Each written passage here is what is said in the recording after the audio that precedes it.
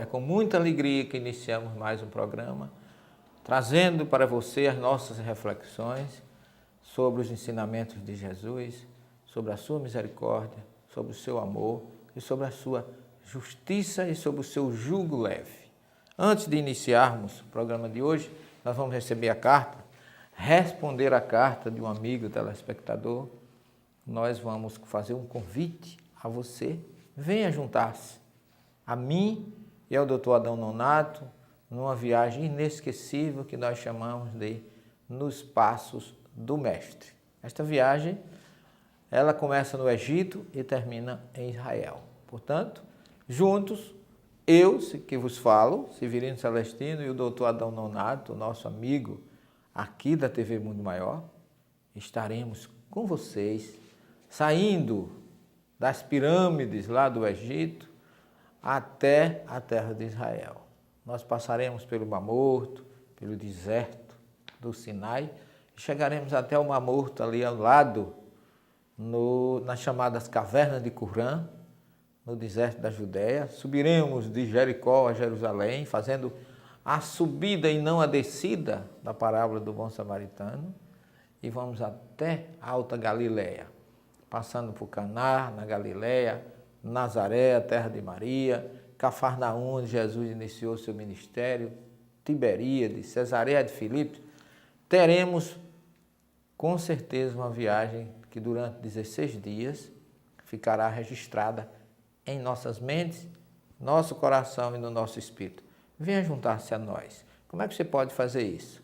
Ligue para o telefone 0 operadora 11 3667 3506, se informe sobre as condições dessa viagem, ou então passe o seu e-mail para rwturismo@rwturismo.com.br. Os telefones, aliás, o telefone e o e-mail estarão aí na sua telinha para você anotar e entrar em contato conosco. Venha, junte-se a nós nesta que com certeza será a viagem da sua vida, das nossas vidas. Eu quero muito estar com vocês nesses 16 dias, vivendo a espiritualidade desta terra geográfica, uma geografia que nós poderíamos chamar geografia espiritual, nos passos do Mestre, nos passos de Jesus.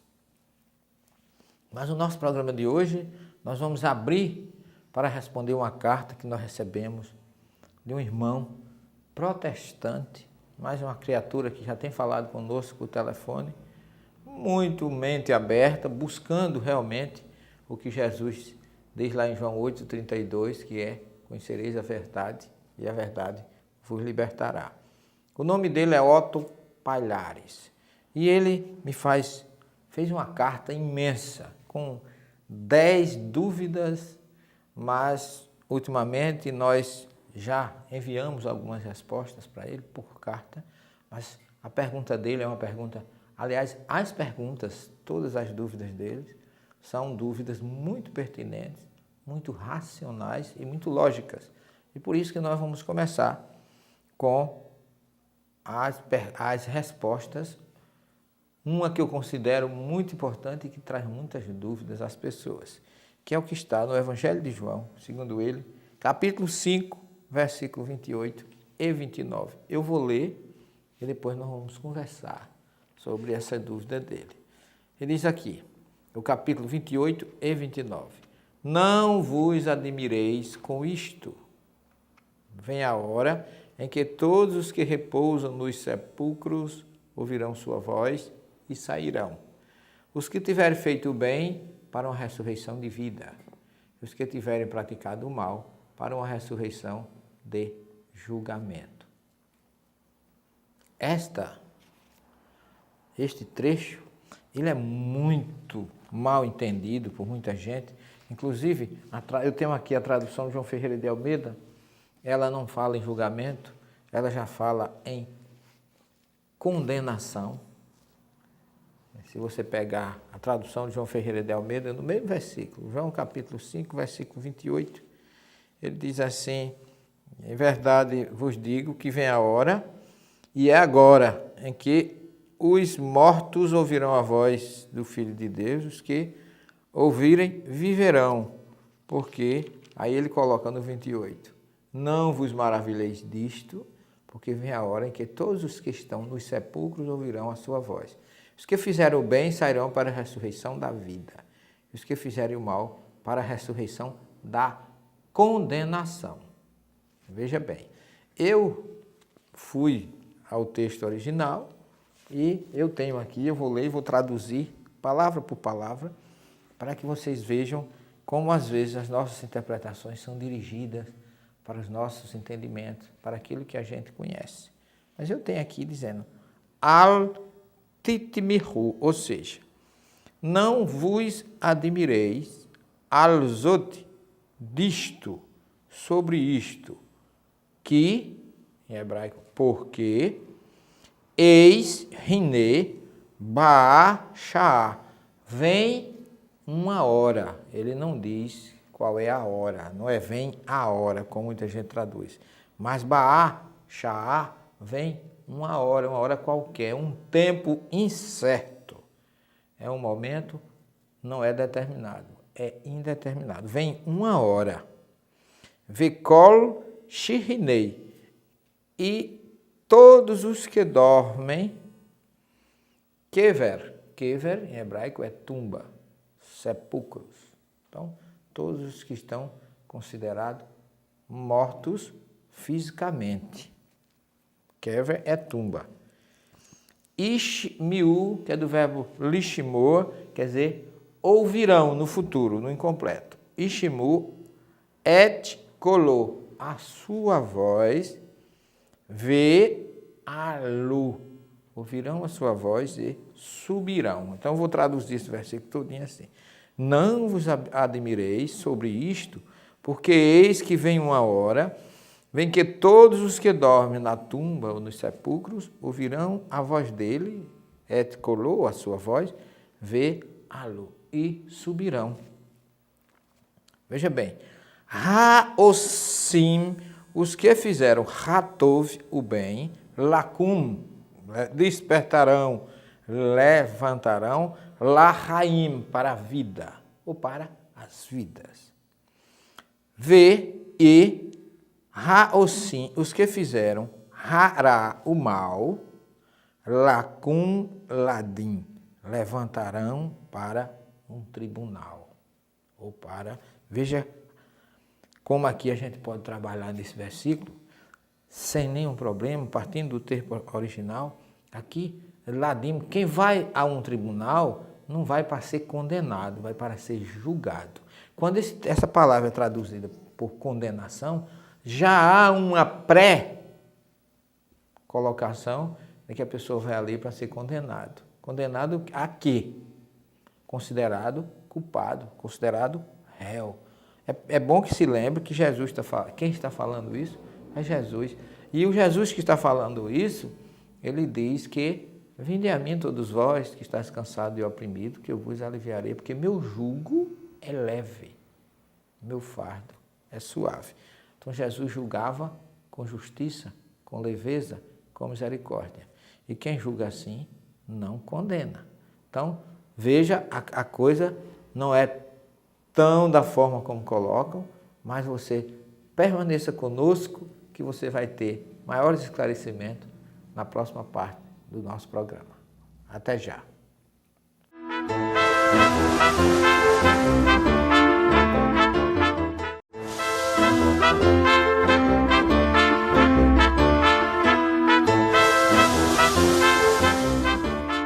Estamos de volta com o programa Abrindo a Bíblia, respondendo o e-mail do nosso querido irmão Arnaldo Correia, um e-mail muito bem colocado e trazendo dúvidas, ou algumas dúvidas que todo mundo tem. Então vamos voltar ao assunto, ressurreição ou reencarnação? A gente ressuscita ou reencarna? Resumidamente, vamos dizer assim, as duas coisas ocorrem conosco, só que na Bíblia tem os dois. Nós reencarnamos N vezes, através de um princípio judaico chamado Guigu Neshamot, que não é com esse nome de reencarnação, como já vimos na primeira parte. Esse nome foi criado por Allan Kardec, mas a Bíblia tem as passagens que justificam e que mostram que nós voltamos, que nós reencarnamos quantas vezes seja necessário até atingirmos a perfeição. Quando a gente atinge a perfeição, aí sim, ocorre a nossa colheita final, que Jesus chama juízo final, que Jesus fala que todos os que estão nos túmulos ou nas tumbas reviverão. Só que a ressurreição na colocação de Jesus é no mundo espiritual. A reencarnação é no mundo material. Portanto, nós reencarnamos N vezes. Quando atingimos a perfeição, nós ressuscitamos e não precisamos mais retornar. Só que, do ponto de vista prático, a cada reencarnação sucede uma ressurreição, que não é a final. É uma ressurreição para um julgamento, e nós vamos falar disso ainda neste programa. E nós vamos começar agora a colocar para você o capítulo 5, versículo 28 e 29 do Evangelho de João, que eu vou ler. Eu tenho os textos em hebraico, grego e latim, mas eu vou trabalhar com a Bíblia de Jerusalém, que eu gosto muito dessa tradução. Ela agora está bem mais racional, bem mais compreensível. Está aqui, João 25, 28 e 29, depois que Jesus discursa sobre a obra do Filho do Homem. Olha aí. Em verdade vos digo, o Filho por si só nada pode fazer, mas só aquilo que vê o Pai fazer, tudo que este faz. O Filho o faz igualmente, porque o Pai ama o Filho e lhe mostra tudo o que faz. E lhe mostrará obras maiores do que essa, para que vos admireis. Como o Pai ressuscita os mortos e o faz viver, também o Filho dá vida a quem quer. Porque o Pai a ninguém julga, mas confiou ao Filho todo o julgamento. Lá no profeta Daniel, capítulo 12, versículo 2, Daniel diz assim: muitos dos que dormem no pó, olha aí, despertarão, ou reviverão, ou ressuscitarão, ou levantarão, porque o verbo lá lote é subir, subirão. Os que fizeram, aí muitos dos que dormem, Jesus diz, todos os que dormem, olha aqui, não vos admireis com isto, vem uma hora, e não é a hora para todos, mas vem uma hora para cada um de nós, em que todos os que repousam nos sepulcros ouvirão a sua voz e sairão. Olha como Jesus coloca aqui. Os que tiverem feito o bem para uma ressurreição de vida. Ressurreição da vida eterna. Ressurreição despertarão para com Deus. Os que tiverem praticado o mal, muitos colocam para uma ressurreição de condenação. Mas o termo original do hebraico, ele diz que aqueles que fizeram o bem, vejam bem, e reflitam, meu caro telespectador, que Jesus não está dizendo, não está falando aqui dos que tiveram fé, mas está falando dos que tiveram obras, dos que fizeram o bem. Esses terão a primeira ressurreição. Mas os que tiverem praticado o mal, despertarão para um julgamento e não a condenação eterna, como muitos colocam. Este julgamento é que faz com que nós retornemos e recomecemos de onde a gente falhou. Ou seja, os que atingiram a perfeição não voltam mais, porque já estão no mundo espiritual. Essa é a ressurreição final. Essa é a ressurreição de que gloriosamente Jesus foi visto lá por Maria Madalena, lá no horto, lá na sua tumba. Por isso que ele disse, eu sou a ressurreição e a vida. Porque ele não precisava mais voltar. Ele era o exemplo máximo da evolução espiritual. E para nós, espíritas, está muito claro, não há nenhuma dúvida de que Jesus está falando que aqueles que não atingiram, aqueles que praticaram o mal, vão para um julgamento e não para uma condenação. O termo hebraico ladim fala em lalot ou lakum, despertar para a vida, ou seja, para a ressurreição de vida, para a ressurreição com Deus, para não mais haver um retorno físico. Mas os que fizeram mal não irão para uma condenação eterna, irão para um julgamento e aí eles terão uma outra ressurreição. Daí porque Jesus fala da primeira ressurreição, como fala o Apocalipse, aqueles que ressuscitaram com Jesus, ou seja, aqueles que evoluíram com Jesus, que tinham praticado o bem, que realizaram todo o bem na época de Jesus, ressuscitaram com eles. Os que não estão condenados eternamente, porque nem o hebraico, nem o grego, nem o latim fala de condenação, mas de julgamento. Ser julgado é uma coisa, ser condenado é outra.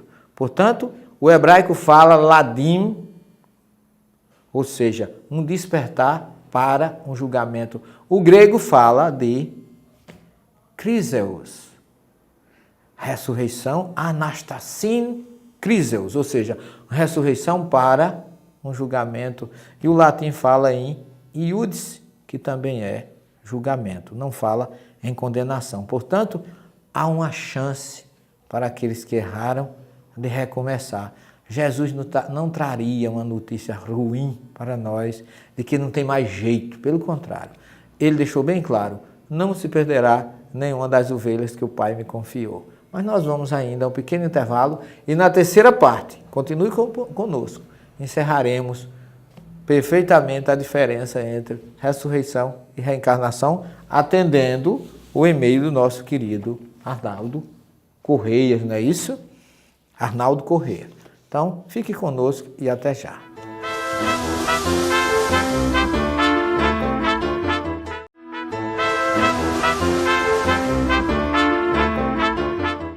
Estamos de volta com o programa Abrindo a Bíblia, hoje falando sobre o despertar no mundo espiritual, o levantar, o soerguer, respondendo à carta do nosso querido irmão Otto Palhares, que é de Otto Palhares, é da cidade de Belo Horizonte, em Minas Gerais.